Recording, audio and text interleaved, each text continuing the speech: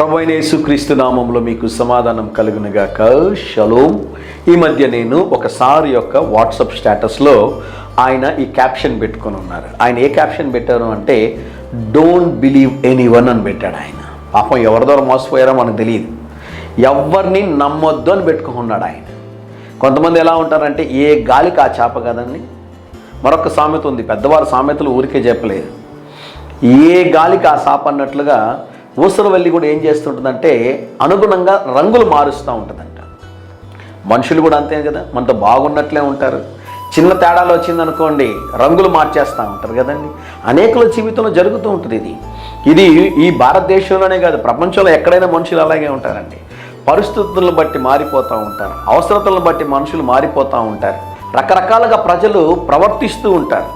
కానీ మనము అనుదినము ప్రార్థిస్తున్నటువంటి దేవుడు, మనము పూజిస్తున్నటువంటి దేవుడు, మనము సేవిస్తున్నటువంటి దేవుడు ఎటువంటి వారో తెలుసా? మలాకీ గ్రంథము 3వ అధ్యాయము 6వ వచనంలో ఈ మాట ఉంటుంది చూడండి.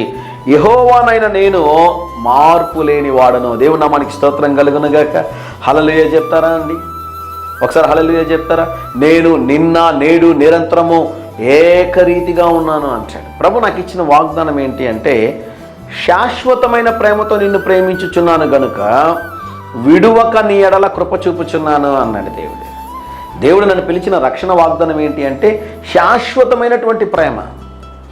నువ్వు కొన్నిసార్లు నాకు లోబడినా, నాకు లోబడకపోయినా, నా నుంచి దూరమైన నీ ఎడల నాకున్న ప్రేమ మారదు అంటాడు దేవుడు. దేవుని నామానికి స్తోత్రం కలుగునుగాక.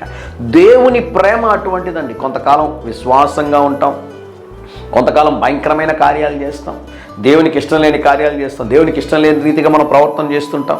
అయినా ఆయన మనల్ని ఏం చేస్తుంటారో తెలుసా? మనల్ని శిక్షించి మనల్ని విడిచిపెట్టక దేవుడు మన ఎడల బాధ్యత కలిగి ఓపికతో దేవుడు మనల్ని సరిచేసి ఆయన ప్రేమని ప్రతి సందర్భంలో మన ఎడల వెల్లడిపరుస్తూ ఉంటాడు. కారణం ఏంటో తెలుసా? ఆయన మార్పు లేని దేవుడు. మనుషులను నమ్మి మోసపోతున్నావా? ఈ దేవుని దగ్గరికి రా.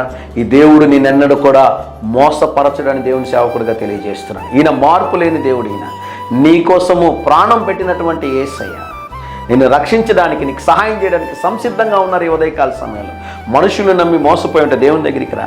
యేసయ్య ప్రేమను మీరు చూడగలిగితే యేసు మిమ్మల్ని ప్రేమించి మిమ్మల్ని ఆశీర్వదించి అభివృద్ధి పరుస్తారని దేవుని సేవకుడిగా తెలియజేస్తున్నాను. మార్పు లేని దేవుడు అయినా ఈ మార్పు లేని దేవుని దగ్గరికి వచ్చిన ఏ ఒక్కరిని కూడా దేవుడు విడిచిపెట్టడని దేవుని సేవకుడిగా తెలియజేస్తున్నాను. ధైర్యంగా ఈ దినాన్ని ఎదుర్కోండి.